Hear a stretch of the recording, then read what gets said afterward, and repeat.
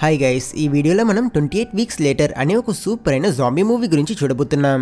ఈ సినిమాలో చూపించే జాంబీస్ చాలా వైలెంట్. ఇవి చాలా అగ్రెసివ్ గా ఉంటాయి. చీకటిలో ఎంతో దూరంలో నుంచి చిన్న లైట్ ని చూసినా కూడా పరిగెట్టొచ్చి దాడి చేస్తాయి. అండ్ ఈ వైరస్ స్ప్రెడ్ అవ్వాలంటే జాంబీలు ఒకరిని కొరకాలనేం లేదు. జస్ట్ ఒక్క చుక్క జాంబీ బ్లడ్ ఒక మనిషి కంట్లో లేదా నోట్లో పడినా కూడా వారు జాంబీగా మారిపోతారు. అది కూడా కేవలం 20 సెకండ్స్ లో. సో ఇంత ఫాస్ట్ గా స్ప్రెడ్ అయ్యే ఒక జాంబీ వైరస్ వల్ల ప్రపంచమంతా ఆల్రెడీ జాంబీస్ గా మారిపోయారు. ఇలాంటి పరిస్థితుల్లో ఒక చిన్న ఫ్యామిలీ ఎలా ఈ జాంబీస్ దగ్గర నుంచి తప్పించుకుని సర్వైవ్ అవుతారనేదే ఈ సినిమా స్టోరీ లైన్.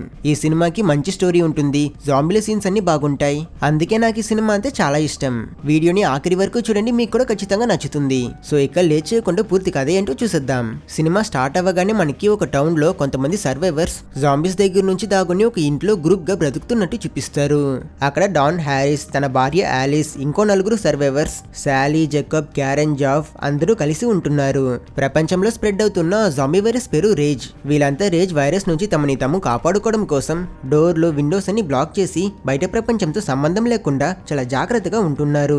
ఆలిస్ కి అప్పటికే వాళ్ళ పిల్లల గురించి టెన్షన్ గా ఉంటుంది. ఎందుకంటే ఈ జాంబీ అవుట్ బ్రేక్ జరగడానికి కొన్ని రోజులకి ముందు వాళ్ళు స్కూల్ ట్రిప్ మీద అబ్రాడ్ వెళ్లారు. సో ఇప్పుడు తమ పిల్లలకి ఏమైందో ఆలిస్ మరియు డాన్ కి తెలియదు. అందుకని వాళ్ళు కంగారు పడుతుంటారు. వాళ్ళు భోంచేస్తున్నప్పుడు క్యారెన్ తన బాయ్ ఫ్రెండ్ శామ్ కోసం ఒక ప్లేట్ పక్కన పెడుతుంది. శామ్ 5 డేస్ నుంచి కనిపించడం లేదు. జకాబ్ అంటాడు, శామ్ మనం ఎంత చెప్పినా మన మాటల్ని పట్టించుకోకుండా ఇక్కడ నుంచి వెళ్ళిపోయాడు. అతని పాటికి చనిపోయి ఉంటాడు లేదా మనల్ని మర్చిపోయి ఉంటాడు. సో నువ్వు కూడా నీ బాయ్ ఫ్రెండ్ ని మర్చిపో అని అంటాడు. కరెక్ట్ గా అదే సమయంలో వీళ్ళున్న ఇంటి డోర్ ని బయట నుంచి ఎవరో గట్టిగా కొడతారు. ఒక చిన్న పిల్లాడు దయచేసి డోర్ తెరవండి, నన్ను కాపాడండి, జాంబీస్ నన్ను వెంటపడుతున్నాయని అరుస్తాడు. ఆ సమయంలో డాన్ అతనికి రిస్క్ తీసుకోవడంలో ఇష్టం ఉండదు. అతను వీళ్ళ దగ్గర వద్దు, డోర్ తెరిస్తే అది మనకే ప్రాబ్లం అవుతుందని అంటాడు. కానీ ఆలిస్ వినకుండా డాన్ అతనుకు చిన్న పిల్లాడు అని చెప్పి తను డోర్ తెరుస్తుంది. అప్పుడే మనకి తెలుస్తుంది ఇది నైట్ టైం కాదు, డే టైం లో కూడా చిన్న లైట్ కూడా వెళ్లకుండా వీళ్ళు అన్ని ఓపెనింగ్స్ ని గట్టిగా సీల్ చేస్తున్నారని. ఆ అబ్బాయి లోపలికి రాగానే వీళ్ళు మళ్ళీ డోర్ ని లాక్ చేసిస్తారు. మిగిలిన వాళ్ళు ఆ అబ్బాయికి ఏమైందో చూస్తారు. నువ్వు ఇన్ఫెక్ట్ అయ్యున్నావా అని వాళ్ళు అతన్ని క్వశ్చన్ చేస్తున్నప్పుడు ఇక్కడ క్యారెన్ డోర్ దగ్గర బయట తన బాయ్ ఫ్రెండ్ వస్తాడేమో అని ఒక చిన్న గ్యాప్ ద్వారా చూస్తుంటుంది. ఇక్కడ ఆ అబ్బాయి లేదు, నేను ఇన్ఫెక్ట్ అవ్వలేదు, కానీ నన్ను చాలా జాంబీస్ వెంటపడ్డాయి. ప్రతి ఇల్లు ఖాళీగా ఉన్ను, మీ ఇల్లు మాత్రం లాక్ అయి ఉండడంతో లోపల ఎవరో ఉన్నారని నేను డోర్ కొట్టా అని చెప్తాడు. అదే సమయంలో గ్యాప్ ద్వారా బయటికి చూస్తున్న క్యారెన్ ని బయట నుంచి ఒక జాంబీ చూసిస్తుంది. అది డోర్ బ్రేక్ చేసి క్యారెన్ చేపట్టుకుని తనని కొరికిస్తుంది. జకాబ్ వచ్చి క్యారెన్ ని వెనక్కి లాగుతాడు. కానీ అప్పటికే ఇన్ఫెక్ట్ అయిన క్యారెన్ జకాబ్ మీద పడి అతన్ని కూడా ఇన్ఫెక్ట్ చేయడానికి ప్రయత్నిస్తుంది. ఇదంతా చూసిన డాన్ ఒక ఐరన్ బార్ తో క్యారెన్ ని కొట్టి చంపి జకాబ్ ని సేవ్ చేస్తాడు. కానీ ఆల్రెడీ బ్రేక్ అయిన డోర్ ని పగలగొట్టుకుని బయట ఉన్న జాంబీస్ అన్ని వీళ్ళ ఇంట్లోపలికి వచ్చేస్తాయి. డాన్ వాటితో ఫైట్ చేస్తూ మిగిలిన వాళ్ళని పారిపోమని చెప్తాడు. కానీ విండోస్ ని కూడా బ్రేక్ చేసుకుని చాలా జాంబీస్ లోపలికి వచ్చేస్తుంటాయి. ఆలిస్ ఆ చిన్న అబ్బాయిని తీసుకుని సేఫ్టీ కోసం పై ఫ్లోర్ కి పరిగెడుతుంది. ఓల్డ్ మ్యాన్ జాఫ్ మరియు అతని భార్య శాలీ ఇంకా జకాబ్ వీళ్ళ ముగ్గురు ఇక్కడ జాంబీస్ దగ్గర నుంచి తప్పించుకుంటుంటారు. జాఫ్ డోర్ పట్టుకుని మిగిలిన వాళ్ళని ఎస్కేప్ అవ్వమని చెప్తాడు. డాన్ ఒక జాంబీని చంపేస్తాడు, కానీ అతని ఐరన్ బార్ మిస్ అవుతుంది. అతను ఆలిస్ ని వెతుకుతూ అతను కూడా పై ఫ్లోర్స్ కి పరిగెడతాడు. ఇక్కడ శాలీ డోర్ పట్టుకున్న తన భర్తని వదిలేసి వెళ్ళలేకపోతుంది. చాలా జాంబీస్ కలిసి ప్రెషర్ వేయడం వల్ల ఆ డోర్ విరిగి జాంబీస్ అన్ని జాఫ్ ని కొరికి అతన్ని చంపేస్తాయి. జకాబ్ శాలీని రమ్మని ఎంత చెప్పినా తను రాదు. తన భర్త తన కళ్ళ ముందే చనిపోవడం చూసి తను షాక్ లో అక్కడే ఉండిపోతుంది. దాంతో జకాబ్ ఆమెని పైకి లాగడానికి ప్రయత్నిస్తాడు. కానీ జాంబీస్ వచ్చి శాలీని కూడా పట్టుకుంటాయి. ముసలమ్మని కూడా సేవ్ చేయలేక జకాబ్ డోర్ ని క్లోజ్ చేసిస్తాడు. డాన్ పైకి వచ్చి చూస్తే ఆలిస్ బెడ్రూమ్ లో ఉంటుంది. కానీ తను ఆ అబ్బాయిని వదిలి రాదు. తను అతని కోసం వెతుకుతుంటుంది. ఆ అబ్బాయి భయంలో ఒక క్లోజెట్ లో దాగని ఉంటాడు. చివరికి అతన్ని చూసిన ఆలిస్ అతని దగ్గరికి వెళ్ళినప్పుడు కరెక్ట్ గా అదే సమయానికి జాంబీస్ డోర్స్ ని ఓపెన్ చేసుకుని వీళ్ళున్న బెడ్రూమ్ లోకి కూడా వచ్చేస్తాయి. జాంబీస్ మధ్యలోకి వచ్చేయడం వల్ల డాన్ ఆలిస్ ఇంకా పిల్లడి నుంచి సెపరేట్ అవుతాడు. ఆలిస్ హెల్ప్ అని అరుస్తుంది. కానీ భయపడ్డ డాన్ బెడ్రూమ్ డోర్ వేసుకుని తన భార్యని అక్కడే వదిలేసి తన ప్రాణాలని కాపాడుకుంటాడు. అతను విండో నుంచి బయటకు వచ్చి కిందికి దిగి పరిగెడతాడు. లోపల ఆలిస్ కూడా ఆ అబ్బాయిని తీసుకుని ఎలాగోలా వేరే రూమ్ కి వెళ్తుంది. తను లాక్ అయి ఉన్న విండోస్ నుంచి బయట పరిగెడుతున్న డాన్ ని చూస్తుంది. అతను కూడా తనని చూస్తాడు. కానీ ఆ పాటికే జాంబీస్ అతని భార్య పైన దాడి చేసి తనని ఈడ్చుకి వెళ్ళిపోతే కనుక డాన్ ఏం చేయలేక చాలా బాధపడుతూ రివర్ వైపుకు పరిగెడతాడు. అతన్ని చాలా జాంబీస్ చేస్తూ ఉంటాయి. జకాబ్ ఆల్రెడీ ఆ ప్లేస్ ని చేరుకుని బోట్ ని కూడా ప్రిపేర్ చేస్తుంటాడు. డాన్ ఫస్ట్ ఆ బోట్ ఎక్కిస్తాడు. జకాబ్ ఆ బోట్ ని కొంచెం దూరం తోసేసి అతను కూడా జంప్ చేసినప్పుడు అన్ఫార్చునేట్లీ అతను కింద వాటర్ లో పడిపోతాడు. డాన్ అతన్ని పైకి తీసుకోవడానికి చాలా ప్రయత్నిస్తాడు. కానీ వెనకాలే కొన్ని జాంబీస్ నీటిలోకి దూకేసి అవి జకాబ్ కాలు పట్టుకుని అతన్ని కిందికి లాగేస్తాయి. కొన్ని సెకండ్స్ లోనే జకాబ్ పైకి వస్తాడు. కానీ అతను ఆల్రెడీ ఇన్ఫెక్ట్ అయి ఉంటాడు. దాంతో వేరే ఆప్షన్ లేని డాన్ అతన్ని కూడా వదిలేసి బోట్ ని చాలా ఫాస్ట్ గా తీసుకుని అక్కడ నుంచి ఎస్కేప్ అవుతాడు. వెళ్లేటప్పుడు అతను దుఃఖంతో భయంతో తను లాస్ట్ టైం తన భార్యని చూసిన విండో వైపుకు చూస్తాడు. అక్కడ కట్ చేస్తే ఇప్పుడు కథ 28 వారాల తర్వాత కంటిన్యూ అవుతుంది. ఈ గ్యాప్ లో రేజ్ వైరస్ వల్ల ఇన్ఫెక్ట్ అయి జాంబీగా మారిన ప్రజలందరూ ఆకలితో చనిపోయి ఉంటారు. ప్రపంచంలోనే ఫస్ట్ యూకేలోనే అందరూ జాంబీస్ గా మారుంటారు. అందువల్ల ఇప్పుడు అక్కడ వైరస్ యాక్టివ్ గా లేదు. సోల్జర్స్ ఒక సిటీని తమ కంట్రోల్లోకి తీసుకొని అక్కడ మళ్ళీ నార్మల్ లైఫ్ స్టైల్ తీసుకురావడం కోసం మొత్తం రీబిల్డ్ చేయడం స్టార్ట్ చేస్తారు. సర్జన్ డాయిల్ అతనే ఈ సినిమా హీరో. అతను కొంతమంది మిలిటరీ స్నైపర్స్ తో ఆ ఏరియాని మానిటర్ చేస్తాడు. ఫ్లిన్ అనే ఈ హెలికాప్టర్ పైలట్ మన హీరో బెస్ట్ ఫ్రెండ్. అతను డాయల్ తో జోక్స్ వేస్తూ అతను కూడా ఆ ఏరియాని మానిటర్ చేస్తాడు. తరువాత ఎయిర్పోర్ట్ కి ఒక ప్లేన్ వస్తుంది. జాంబీ అవుట్ బ్రేక్ నుంచి తప్పించుకున్న ఈ ఊరి ప్రజలందరూ తిరిగి వస్తారు. ఈ మెడికల్ ఆఫీసర్ పేరు స్కార్లెట్. తనే ఈ సినిమా హీరోయిన్. తను దూరంలో నుంచి ఆ పీపుల్ తిరిగి రావడం చూస్తుంటుంది. వచ్చిన సర్వైవర్స్ లో డాన్ పిల్లలు టామీ మరియు యాండీ ఉంటారు. స్కార్లెట్ యాండీకి మెడికల్ చెకప్ చేస్తూ అతని కళ్ళు డిఫరెంట్ కలర్స్ లో ఉండడం చూసి తను అతన్ని ప్రశ్నించినప్పుడు యాండీ అతని అమ్మ కళ్ళు కూడా ఇలానే ఉంటాయని చెప్తాడు. తర్వాత యాండీ ఇంకా తన అక్క టామీని డిస్ట్రిక్ట్ 1 కి తీసుకువెళ్తారు. ఇది మిలిటరీ వాళ్ళు ఫస్ట్ సెక్యూర్ చేసుకున్న క్వారంటైన్ ఏరియా. ఆల్రెడీ అక్కడ 15,000 మంది సర్వైవర్స్ ఉన్నారు. ట్రైన్ లో వీళ్ళు ఆ చోటుకి వెళ్తున్నప్పుడు సోల్జర్స్ వీళ్ళ దగ్గర రూల్స్ అండ్ రెగ్యులేషన్స్ ని ఎక్స్ప్లెయిన్ చేస్తారు. వన్స్ లోపలికి వెళ్ళాక మీరు మా పర్మిషన్ లేకుండా బయటికి రాకూడదని మొత్తం క్లియర్ గా చెప్తారు. అందరూ ట్రైన్ దిగాక టామీ ఇంకా యాండీ చాలా ఆనందంగా వాళ్ళ తండ్రితో మళ్ళీ కలుస్తారు. ఇలా చివరికి డాన్ అతని పిల్లల్ని చూసి చాలా సంతోషపడతాడు. ఇదే సమయంలో మరోపక్క స్కార్లెట్ తన సుపీరియర్స్ తో ఆర్గ్యూ చేస్తుంటుంది. ఈ ప్లేస్ ఏమంత సేఫ్ కాదు, మనం చిన్నపిల్లలంతా ఇక్కడికి తీసుకురాకూడదని తను చెప్తుంది. అందుకు జనరల్ స్టోన్ హీరోయిన్ ని అష్యూర్ చేస్తూ వైరస్ తిరిగి రాదు, ఒకవేళ వచ్చినా మనం దాన్ని కంట్రోల్ చేయగలమని చెప్తాడు. డిస్ట్రిక్ట్ 1 లో డాన్ తన పిల్లలకి టూర్ ఇస్తాడు. యాక్చువల్లీ డాన్ ఈ ప్లేస్ కి కేర్ టేకర్. ఇక్కడ మెయింటెనెన్స్ పనుల నుంచి మొత్తం అతనే చూసుకుంటున్నాడు. అందుకే వాళ్ళకి ఒక కంఫర్టబుల్ పెంటోస్ కూడా ఇచ్చారు. మనం మన ఇంటికి వెళ్ళలేము, అక్కడ సెక్యూరిటీ లేదు, సో ఇక్కడే స్టే చేయాలని డాన్ చెప్పినప్పుడు యాండీ వాళ్ళ అమ్మ గురించి అడుగుతాడు. అందుకు డాన్ నేను అమ్మ ఇక్కడికి వచ్చాము, తన సిచ్యువేషన్ క్రిటికల్ అయ్యింది, తన్ని నేను కాపాడడానికి ఎంతగానో ప్రయత్నించినా కానీ కుదరలే, చివరికి ఇన్ఫెక్షన్ వల్ల తను చనిపోయిందని స్టోరీని లైట్ గా మార్చి చెప్తాడు. డాన్ ఏడవడంతో పిల్లలు కూడా ఏడుస్తూ అట్లీస్ట్ నువ్వైనా బ్రతికావు కదా నాన్న అని చెప్తారు. ఆ రోజు రాత్రి డాయల్ అతని స్నైపర్ తో డిస్ట్రిక్ట్ 1 రెసిడెన్స్ ని చూస్తుంటాడు. డాన్ అతని పిల్లలతో హ్యాపీగా ఉండడం చూసి ఫ్యామిలీస్ మళ్ళీ కలవడానికి వాళ్ళ ఆపరేషన్ హెల్ప్ చేస్తున్నందుకు అతను కూడా చాలా హ్యాపీగా ఫీల్ అవుతాడు. తరువాత అతను స్కార్లెట్ ని చూస్తాడు. తన రూమ్ లో దిగులుగా కనిపిస్తుంది. ఆ రాత్రి యాండీకి వాళ్ళ అమ్మ ఇన్ఫెక్ట్ అయినట్టు ఒక పీడకల వస్తుంది. భయపడి మెలుకున్న అతను టామీ దగ్గర నాకు అమ్మ ఫేస్ మర్చిపోతానేమో అని భయంగా ఉందని అంటాడు. టామీ తన తమ్ముడికి ధైర్యం చెప్తుంది. వీళ్ళ దగ్గర వీళ్ళ అమ్మ ఫోటో ఏమీ ఉండదు కనుక తను కూడా ఈ విషయం గురించి ఆలోచించి ఆ మరుసటి రోజు ఉదయం ఈ అక్క తమ్ముడు ఇద్దరు వీళ్ళ ఇంటికి వెళ్లి వీళ్ళ అమ్మ ఫోటోని తిరిగి తీసుకురావడం కోసం ఎవరికీ చెప్పకుండా సేఫ్ జోన్ నుంచి బయటికి వెళ్లిపోతారు. డాయల్ వాళ్ళని చూసేసి వెంటనే అతను హైయర్ అఫీషియల్స్ దగ్గర ఈ విషయం గురించి ఇన్ఫార్మ్ చేస్తాడు. టామీ యాండీ ఖాళీగా ఉన్న వీధుల్లో వాళ్ళ ఫ్రీడమ్ ని ఎంజాయ్ చేస్తూ వెళ్తారు.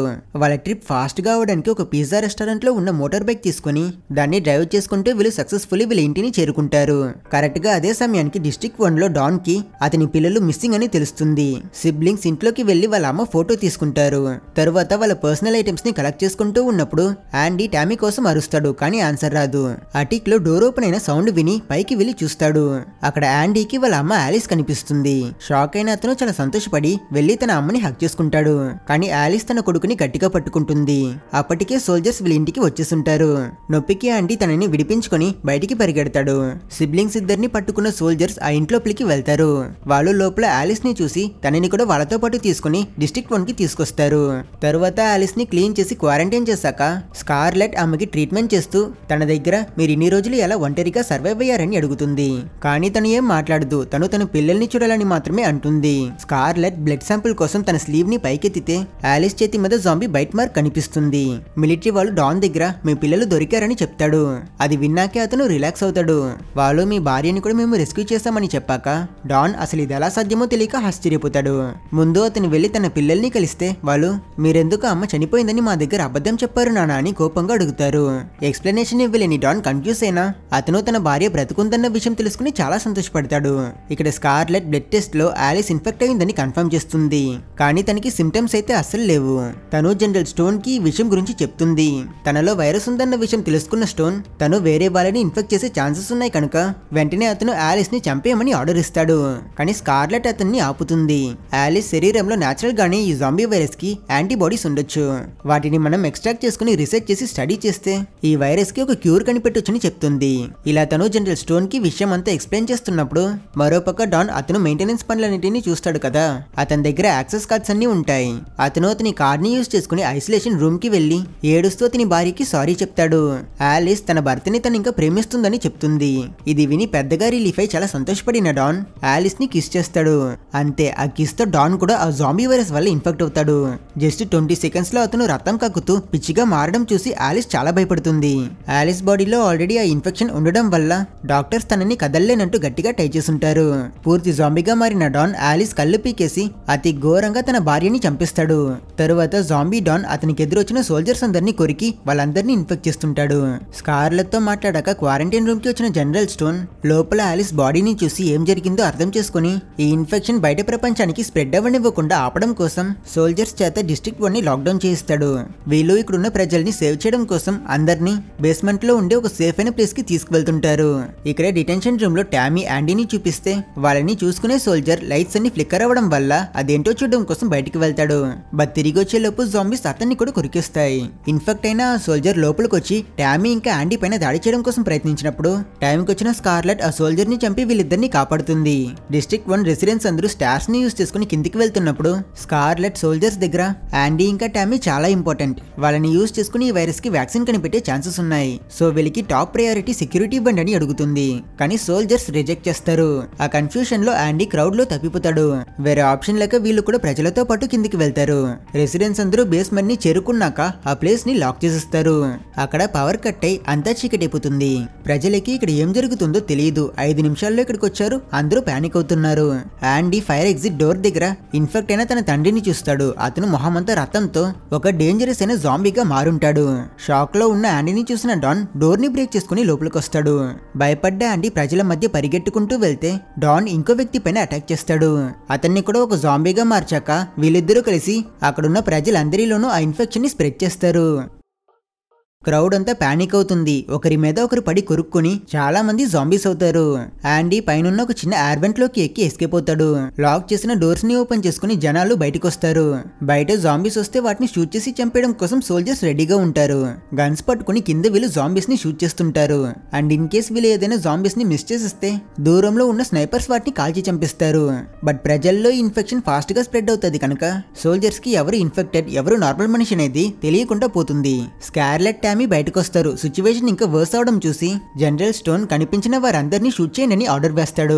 ఇది విన్న సోల్జర్స్ అందరూ కూడా ఇన్ఫెక్ట్ అయిన వారిని అవ్వని వాళ్ళని అందరినీ షూట్ చేసి చంపిస్తుంటారు. కానీ డాయల్ కి నార్మల్ మనుషుల్ని చంపడం నచ్చదు. అతను ఇప్పటికీ కూడా జాంబీస్ ని మాత్రమే షూట్ చేస్తూ ప్రజల్ని కాపాడడానికి ప్రయత్నిస్తాడు. యాండీ ఆర్వెన్స్ నుంచి బయటకు వస్తాడు. అతని పైన ఒక జాంబీ దాడి చేయడం కోసం ప్రయత్నించినప్పుడు టైంకి డాయల్ ఆ జాంబీని షూట్ చేసి యాండీని సేవ్ చేస్తాడు. ఇంకో స్నైపర్ ని జాంబీస్ చుట్టుముట్టినప్పుడు డాయల్ తన కామ్రేడ్ టార్చర్ అనుభవించకుండా ఉండడం కోసం తను అతన్ని తల మీద షూట్ చేస్తాడు. ఇలా ఇన్నసెన్స్ ని చంపడం మన హీరో వల్ల కాదు. యాండీ దాగోవడం కోసం ఒక వ్యారోస్ కి వెళ్లి అక్కడ స్కార్లెట్ మరియు టామీని కలుస్తాడు. యాండీ వాళ్ళ నాన్న ఇన్ఫెక్ట్ అయిన విషయం గురించి చెప్తాడు. ఈ చోట్లో వీళ్ళలానే చాలా మంది సర్వైవర్స్ దాగుని ఉన్నారు. వాళ్ళు మిలిటరీ ఎందుకు అందరినీ టార్గెట్ చేస్తున్నారని అడిగినప్పుడు స్కార్లెట్ ఇది కోడ్ రెడ్. ఫస్ట్ స్టేజ్ లో ప్రజల్ని ఐసోలేట్ చేసి జాంబీస్ ని చంపుతారు. సెకండ్ స్టేజ్ లో అందరినీ చంపుతారు. ఇంకా థర్డ్ స్టేజ్ లో ఈ మొత్తం చోటిని బ్లాస్ట్ చేసేస్తారని చెప్తుంది. సో వైరస్ కంట్రోల్ అవ్వకపోతే మిలిటరీ వాళ్ళు అదే చేస్తారు. ఇది విన్నా అందరూ ఎలా ఎస్కేప్ అవ్వాలని డిస్కస్ చేస్తూ ఉన్నప్పుడు డాయల్ కూడా ఆ వైరస్ లోపలికి వచ్చి వీళ్ళతో పాటు జాయిన్ అవుతాడు. అతను వీళ్ళ దగ్గర మనం జాంబీస్ దగ్గర నుంచి కూడా తప్పించుకోవచ్చు, బట్ ఇప్పుడు అంతకన్నా పెద్ద ప్రాబ్లం ఈ స్నైపర్స్. నేను కూడా ఈ ప్లేస్ నుంచి వెళ్ళిపోవాలని అనుకుంటున్నాను, నేను మీకు హెల్ప్ చేస్తా, మనమందరం కలిసి ఇక్కడ నుంచి తప్పించుకుందామని అంటాడు. డాయల్ ఆ గ్రూప్ వాళ్ళందరినీ ఆ బిల్డింగ్ నుంచి బయటికి తీసుకువెళ్తాడు. మన హీరోకి అతని బెస్ట్ ఫ్రెండ్ నుంచి కాల్ వస్తుంది. నువ్వెక్కడున్నావని అతను అడిగినప్పుడు డాయల్ నేను మిలిటరీ నుంచి విడిపోయానని జరిగింది చెప్తాడు. అందుకు ఫ్లిన్ నువ్వు అక్కడ ఉండడం డేంజర్, మిలిటరీ డిస్ట్రిక్ట్ 1 మొత్తాన్ని బాంబులు వేసి డిస్ట్రాయ్ చేయబోతుంది, నువ్వు త్వరగా అక్కడ నుంచి ఎస్కేప్ అయి పక్కనున్న పార్క్ కి రా, నేను నిన్ను హెలికాప్టర్ లో పికప్ చేసుకుంటానని చెప్తాడు. విషయం తెలుసు తెలుసుకున్న ఆ గ్రూప్ లేట్ చేయకుండా పరిగెడుతున్నప్పుడు ఒక స్నైపర్ ఫైర్ చేసి వీళ్ళలో ఒక అతన్ని చంపిస్తాడు. స్కార్లెట్ కాళ్ళకి కూడా దెబ్బ తగులుతుంది. భయంలో అందరూ వెంటనే పరిగెట్టి పక్కనున్న బిల్డింగ్ వెనక దాగున్నాక డాయల్ ఒక మిర్రర్ తో స్నైపర్ అక్యురసీని చూసి మిగతా వాళ్ళ దగ్గర ఆ స్నైపర్ పానిక్ గా ఉన్నాడు, అతని షాట్స్ అక్యురేట్ గా లేవు. హీరో శామ్ అనే ఒక అతని దగ్గర ఆ స్నైపర్ ని డిస్ట్రాక్ట్ చేయమని అడుగుతాడు. నువ్వు జిగ్జాగ్ గా పరిగెడితే అతను నిన్ను ఖచ్చితంగా షూట్ చేయలేడు, అండ్ ఈ టైం ని యూజ్ చేసుకుని నేను ఆ స్నైపర్ ని చంపేస్తానని అంటాడు. కానీ శామ్ ఈ రిస్క్ తీసుకోవడంలో ఇష్టం లేక నో చెప్తాడు. వీళ్ళిద్దరూ ఇలా మాట్లాడుతున్నప్పుడు ఇది చూసిన ఆండీ అతను బెయిట్ గా ముందుకు పరిగెడతాడు. స్నైపర్ డిస్ట్రాక్ట్ అయినప్పుడు ప్లాన్ చేసినట్టే డాయల్ అతన్ని షూట్ చేసి చంపిస్తాడు. మిగిలిన వాళ్ళు ఆండీ దగ్గరికి వెళ్తారు. సర్వైవర్స్ అందరూ కాంపౌండ్ వాల్ ఎక్కి బయటికి వెళ్ళాక బాంబులు వేయడం కోసం మిలిటరీ హెలికాప్టర్స్ పైనుంచి వెళ్లడం చూస్తారు. వాళ్ళు సేఫ్టీ కోసం ఒక టనల్ లోకి వెళ్తారు. ఫ్లిన్ హెలికాప్టర్ లో డిస్ట్రిక్ట్ 1 మొత్తం ఎక్స్ప్లోడ్ అవడం చూస్తాడు. ఆ ఏరియా మొత్తం మంటల్లో మండిపోతుంటుంది. అందులో ఉన్న ప్రజలు జాంబీస్ అని అందరూ కూడా చనిపోతారు. ఈ ఎక్స్ప్లోషన్ లో జాంబీగా మారిన డాన్ కూడా ఒక గోడ వెనక దాగుని ఆ ఫైర్ నుంచి తప్పించుకుంటాడు. అతను తన భార్య మరియు కొడుకు ఫోటో కాలిపోవడం చూస్తాడు. కొన్ని జాంబీస్ ఈ ఎక్స్ప్లోషన్ నుంచి తప్పించుకున్నాయని జనరల్ స్టోన్ కి రిపోర్ట్స్ వస్తాయి కనుక అతను సోల్జర్స్ దగ్గర కెమికల్ బంప్స్ తో మిగిలిన వాటిని చంపేయండి అంటాడు. ఆ నెక్స్ట్ రోజు ఉదయం సర్వైవర్స్ ఫ్లిన్ చెప్పిన పార్క్ లో రెస్ట్ తీసుకుని ఉంటారు. ఆండీ వాళ్ళ అమ్మ ఇంకా బ్రతికే ఉందని అడుగుతాడు, కానీ టామీకి ఆ నమ్మకం లేదు. డాయల్ స్కార్లెట్ దగ్గర పీపుల్ ని షూట్ చేయమని ఆర్డర్ వచ్చాక అతను ఆండీని ఏం చేశాడని, కానీ ఈ చిన్న పిల్లాడిని చంపడానికి అతనికి మనసు రాలేదని చెప్తాడు. ఇది విన్నాక స్కార్లెట్ నువ్వు మంచి పని చేస్తావు. ఆండీ ఇంకా టామీ వాళ్ళ అమ్మకి ఈ జాంబీ వైరస్ కి ఇమ్యూనిటీ ఉంది. సేమ్ బ్లడ్ కాబట్టి ఈ పిల్లల బాడీస్ లో కూడా యాంటీబాడీస్ ఉండొచ్చు. వీళ్ళతో మనం వ్యాక్సిన్ రీసెర్చ్ చేయొచ్చు అని చెప్తుంది. ఫ్లిన్ రేడియోలో హీరో దగ్గర జాంబీస్ వీళ్ళకి చాలా దగ్గరలో ఉన్నాయని వార్న్ చేస్తాడు. వాటిని చూసాక అందరూ కలిసి కింద పడుకొని ఆ జాంబీస్ ని అట్రాక్ట్ చేయకుండా ఉండడానికి ప్రయత్నిస్తారు. హెలికాప్టర్ లో ఫ్లిన్ కూడా అక్కడికి వస్తాడు. అతను ఇంతమంది సర్వైవర్స్ ని చూసి నేను నిన్ను మాత్రమే కాపాడగలనని అంటాడు. జాంబీస్ వీళ్ళ దగ్గరికి వస్తుంటాయి కనుక శామ్ పానిక్ అయి ఆ హెలికాప్టర్ పట్టుకుని అందులోకి ఎక్కడానికి ప్రయత్నిస్తాడు. ఫ్లిన్ హెలికాప్టర్ ని కిందికి తీసి రోటర్ బ్లేడ్స్ తో ఆ జాంబీస్ అనేటిని స్లైస్ చేస్తూ వాటిని పీస్ పీస్ చేసిస్తాడు. ఆ ప్రాసెస్ లో జాంబీ బ్లడ్ శామ్ మొహం మీద పడి అతను కూడా జాంబీగా మారి హెలికాప్టర్ నుంచి కింద పడిపోతాడు. ఫ్లిన్ హీరో దగ్గర నేను స్టేడియంలో వెయిట్ చేస్తా, మిగిలిన వాళ్ళని వదిలేసి నువ్వు మాత్రం ఒంటరిగా అక్కడికి రా అని చెప్పి వెళ్ళిపోతాడు. పార్క్ ఎగ్జిట్ దగ్గర ఆండీ కింద పడిపోతాడు. డాయల్ అతన్ని సేవ్ చేయడం కోసం ఒక జాంబీని షూట్ చేస్తాడు. మన హీరో మళ్ళీ అతని బెస్ట్ ఫ్రెండ్ తో కోడ్ రెడ్ ని ఇగ్నోర్ చేసి అందరినీ సేవ్ చేయమని చెప్తాడు. ఇంకా ఎక్కువ జాంబీస్ వాళ్ళని చేస్ చేస్తాయి.